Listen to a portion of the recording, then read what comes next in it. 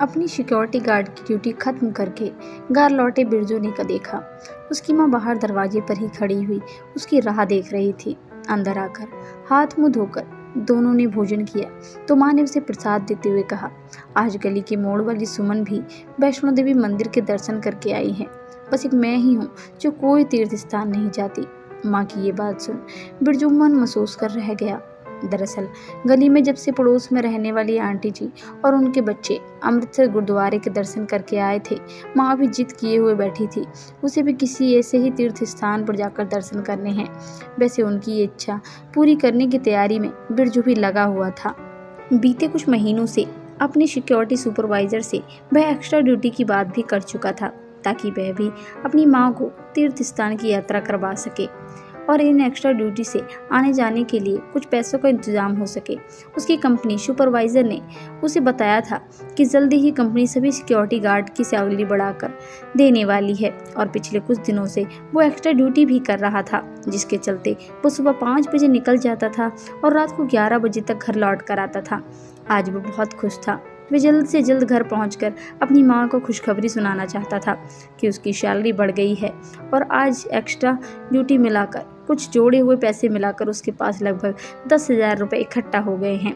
घर पहुंचकर उसने देखा माँ चुपचाप टीवी चलाकर बैठी हुई है। वह खुशी से उसके गले में अपनी बाहों को डालकर बोला, माँ आपकी मनोकामना पूर्ण ही होने वाली है।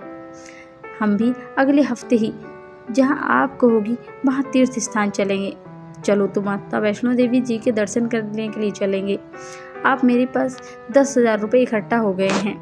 माँ ने बिरजू की बात सुनकर चेहरे पर थोड़ी सी मुस्कान दी, पर उनकी मुस्कान में वो खुशी उत्साह नजर नहीं आ रहा था जो अक्सर वो दूसरों के जाने पर स्वयं के जाने का सोचकर हो उठती थी। क्या हुआ माँ, आपकी तबीयत ठीक है ना? मेरी तबीयत को क्या हुआ भला, मैं ठीक हूँ, माँ बोली। फिर आप मुझे खुश क्यों नहीं लग रही हो? इतने समय से आप ही तो जिद किए हुए बैठी थी कि मुझे भी किसी तीर्थ स्थान के दर्शन करने जाना है, और आज जब मौका आया तो आपके चेहरे पर वो खुशी नज़र ही नहीं आ रही है। नहीं, ऐसा नहीं है, तू बेकार में।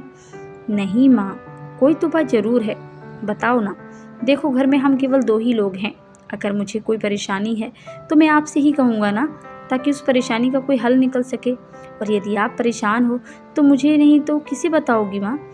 बिरजू की बात सुनकर माँ ने एकटक उसकी ओर देखा और फिर बोली, बिरजू मैं सोच रही हूँ भगवान तो सभी जगह एक ही हैं, तो बेकार में इतनी दूर जाकर। माँ की अधूरी बात से ही बिरजू समझ गया था कि जरूर माँ के मन में जरूर कुछ चल रहा है। वह उसके हाथों को सिर पर रखकर बोला, क्या हुआ माँ, बताओ मुझे। बिरजू आज गांव से रामू लौट कर आया तो बता रहा था, तुझे याद है तेरे केशव चाचा हमारी मुसीबत के वक्त में हमारी बड़ी मदद की थी। अब तो वो रहे नहीं, उनकी बेटी की शादी है अगले महीने। सोचती हूँ एक अकेली माँ कैसे इतना कुछ कर पाएगी, तो वापस गांव चली जाऊँ, उन्हें कुछ पैसे की मदद भी, माँ कहते हुए झिझक रही थी। बिरजू ने माँ के हाथ को अपने हाथ में ले लिया और कहा, माँ आपका उस तीर्थ स्थान से इस तीर्थ स्थान पर जाने का फैसला सही है। मैं समझ नहीं पा रहा हूँ कि ये सब कहते हुए आप झिझक क्यों रही हैं माँ। इस दुनिया में बेटी के कन्यादान से बढ़कर और कोई तीर्थ स्थान नहीं है। और माँ मैं अपनी कंपनी सुपरवाइजर से अगले महीने छुट्टी की अर्जी लगा देता हूँ। आखिर बहन की शादी में उसके भाई का होना भी तो बहुत ज़रूरी है। कहकर बिरजू हंसने लगा, मगर बेटा तुमने इतने दिनों तक डबल ड्यूटी करते हुए मेहनत की और बचत की। माँ ये बचत डबल ड्यूटी अपने परिवार के लिए ही तो की थी।